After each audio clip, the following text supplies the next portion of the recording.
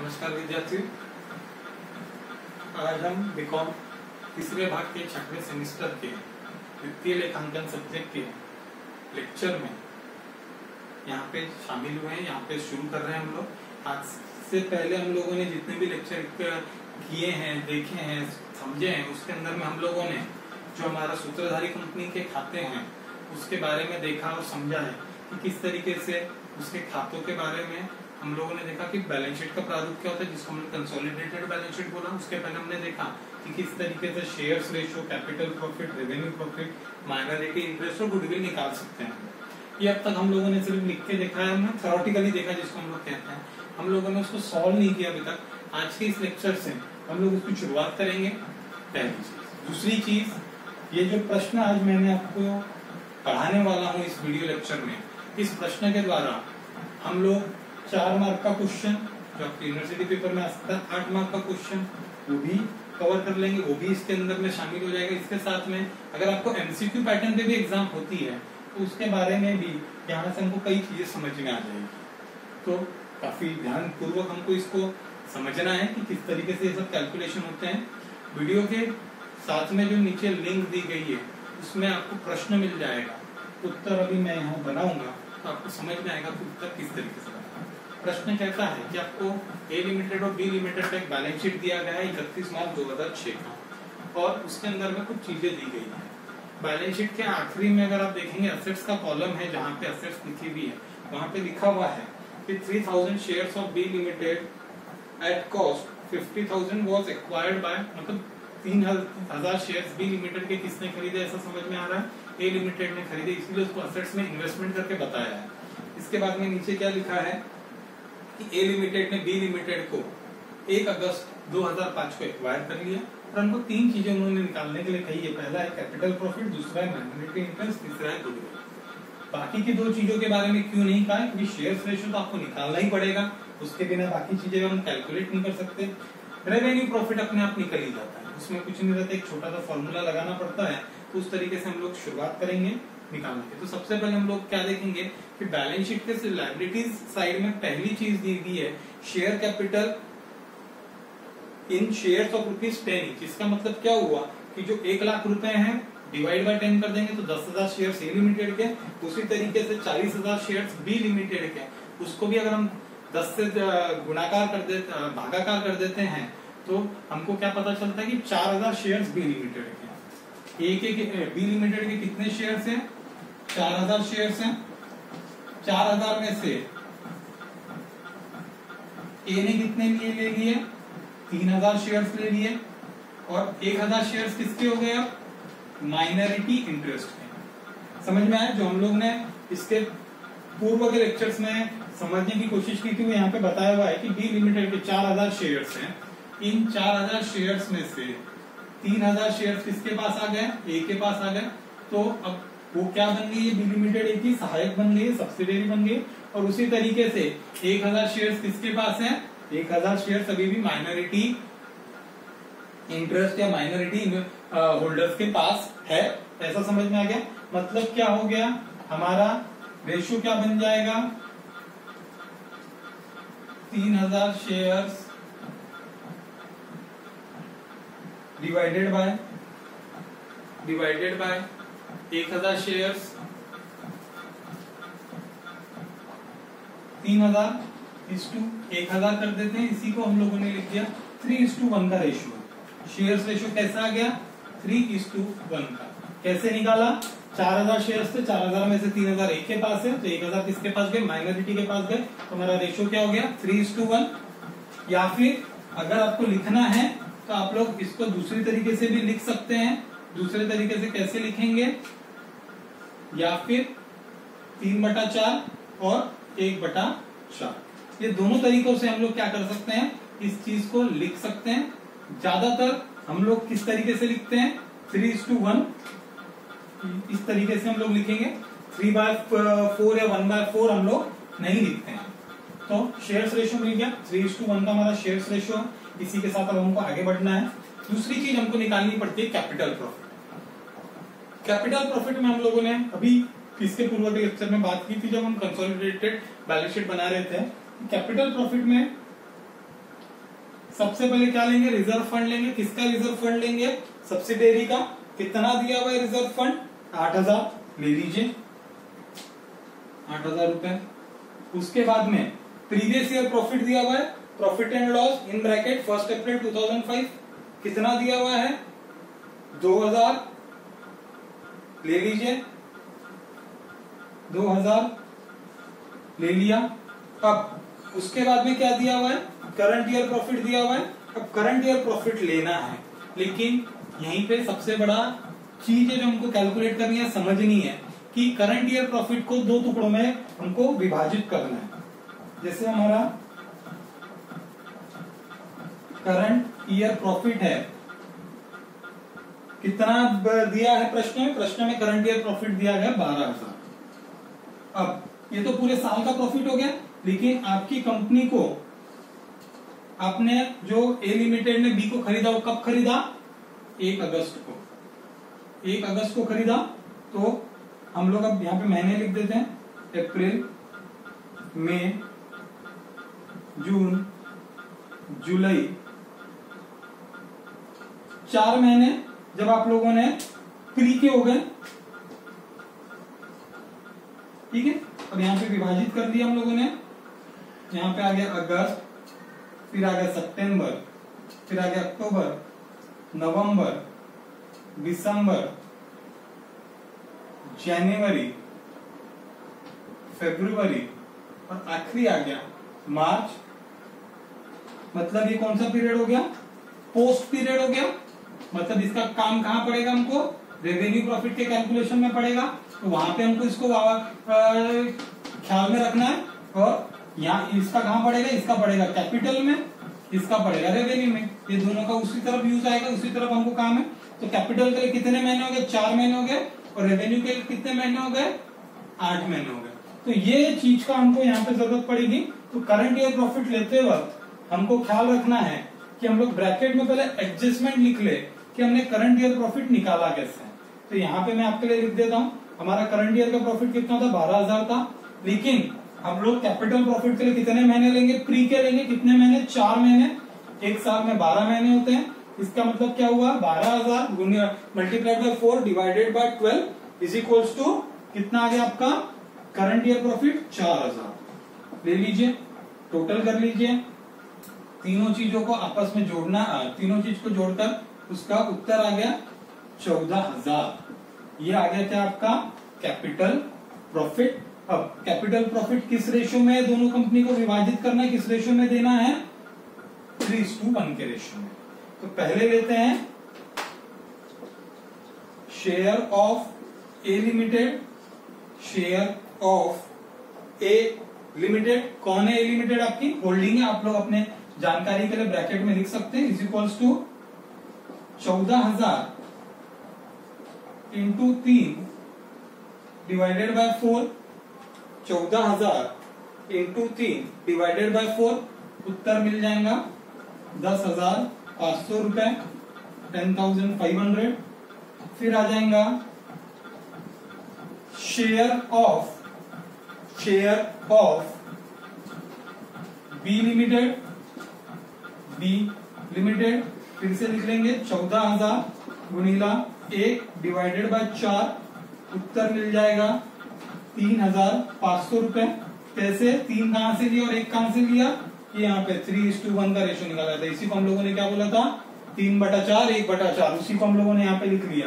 क्या किया, सबसे पहले शेयर रेशियो निकाला, कैपिटल प्रॉफिट निकाला, रिजर्व फंड दिया हुआ था 8,000 ले लिया, ओपनिंग P&L अकाउंट दिया हुआ था ले लिया 2,000, 8 और 2 10,000। अब करंट ईयर प्रॉफिट लेना था, करंट ईयर प्रॉफिट 12,000 है, डायरेक्ट नहीं लेंगे, पहले कैलकुलेट करेंगे कि कैपिटल प्रॉफिट कितना है और रेवेन्यू प्रॉफिट कितना है। उसके लिए क्या करना पड़ता है, महीनों के हिसाब से, किस वक्त हमने कंपनी को एक्वायर किया, किस वक्त हमने कंपनी को शेयर्स खरीदे। तो प्री पीरियड कितना था, 4 महीने का था, ले लिया 12,000 into 4 divided by 12, current year profit आ गया 4,000, टोटल आ गई 14,000।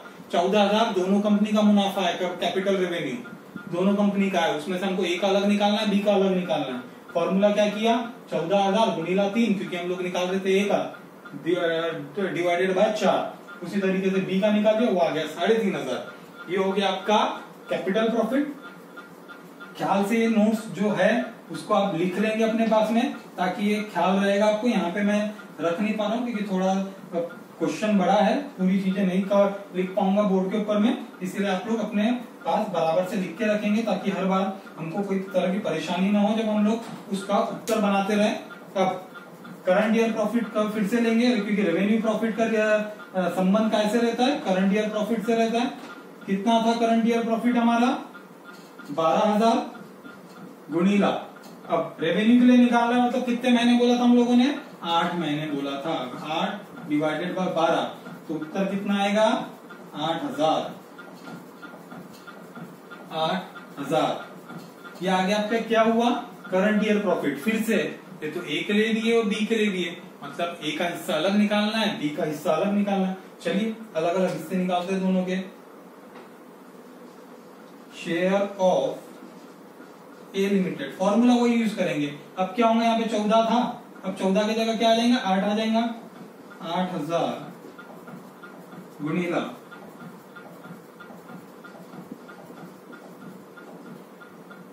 3 भागीला 4, 8,000 गुणीला 3 भागीला 4, ये आ गया 6,000। दूसरा आएगा शेयर ऑफ बी लिमिटेड, फिर से वही फॉर्मूला, बस रेशो बदल जाएंगे। 8,000 इंटू 1 डिवाइडेड बाय 4, ये आ गया 2,000। चेक करना है तो दोनों की टोटल लगा लीजिए, 6,000 प्लस 2,000 10,000। इस तरीके से हमको क्या मिल गया, हमारा कैपिटल प्रॉफिट भी मिल गया और रेवेन्यू प्रॉफिट भी मिल गया। यहां तक क्या क्या कवर कर लिया, शेयर रेशियो निकाल लिया, कैपिटल प्रॉफिट निकाल लिया, रेवेन्यू प्रॉफिट निकाल लिया। बहुत सरल है, बहुत आसानी से कर रहे हैं। अब निकालना है माइनॉरिटी इंटरेस्ट। माइनॉरिटी इंटरेस्ट मतलब जो हमारे 1,000 अंशधारक है उनका कितना मुनाफा है, उनका कितना शेयर है, कितना उनका हिस्सा है टोटल हमारी बी लिमिटेड के अंदर में। उसके अंदर में फिर ये जो एडजस्टमेंट हम लोगों ने यहाँ पे बनाई है कैपिटल और रेवेन्यू प्रॉफिट की, वो सब चीजों को भी हमको वहां पे क्या करना है, लेना पड़ेगा। तो पहले लिखेंगे शेयर इन शेयर कैपिटल। अब हम माइनॉरिटी का निकाल रहे हैं, इसलिए वो अलग से लिखने की जरूरत नहीं है। शेयर इन शेयर कैपिटल, कितने शेयर्स हम लोगों ने लिए थे उनके, 3,000 शेयर्स लिए थे, मतलब उनके पास कितने, 1,000 शेयर से कितनी कीमत से, 1,000 शेयर से 10 रुपए की कीमत से। 1,000 शेयर गुणीला 10 रुपए, कितना हो गया, 10,000 रुपए। या फिर आप इसको कैसे लिख सकते हैं, या फिर इसको लिखने का दूसरा तरीका हो सकता है कि 1/4 शेयर हम लोगों ने नहीं खरीद पाए थे, 1/4 शेयर इनके पास है। हम लोगों ने यहाँ पे कहा ना कि 3/4 इन लोगों ने ले लिया, 1/4 इनके पास है। तो टोटल कैपिटल कितनी थी बी लिमिटेड की, 40,000 थी। तो या फिर हम उसको कैसे लिख लेंगे, 40,000 यहाँ पे मैं लिख देता हूं आप लोगों के लिए, जरूरत तो नहीं है फिर भी हम लोग लिख सकते हैं 40,000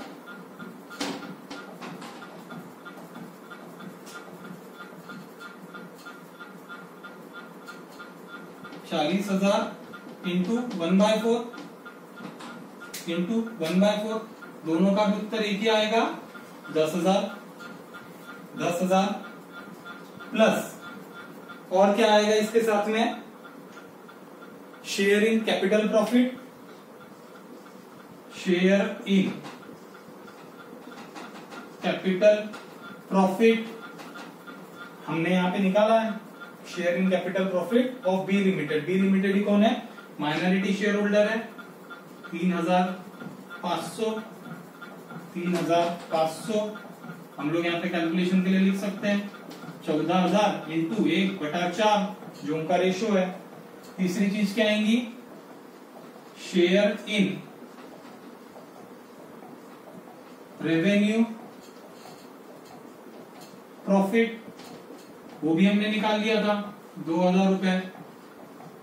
कैसे निकाला था, 8,000 गुणीला 1 भागीला 4, टोटल कर लीजिए 10,000 प्लस 3,500 13,000 प्लस 2,000 15,500।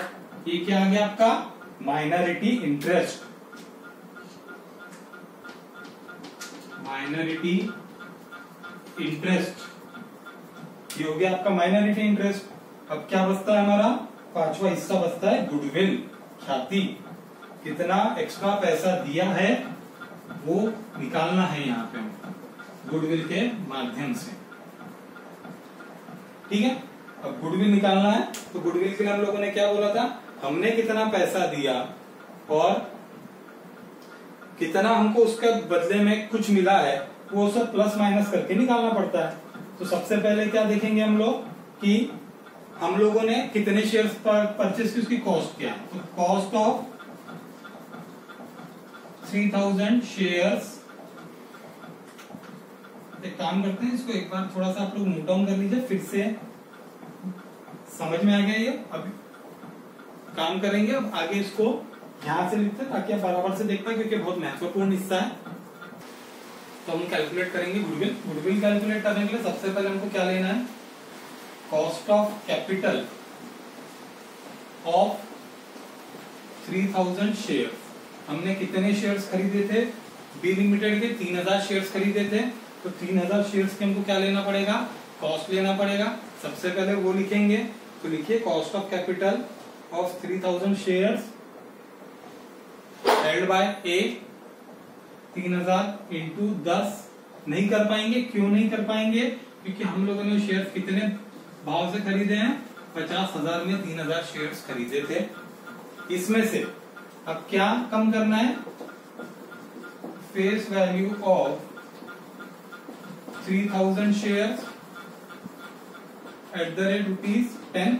हमने खरीदे थे 3000 शेयर्स 50 के भाव से मार्केट रेट, लेकिन उसकी कीमत कितनी थी, 10 रुपए का एक शेयर। 10 रुपए का एक शेयर मतलब कितने का हो गया, वो 20,000 रुपए का। इसका मतलब हमने कितना पैसा ज्यादा दिया, 20,000 रुपए ज्यादा दिए। इसमें से और क्या माइनस करेंगे, हम लोगों ने कहा था share in capital profit of A limited.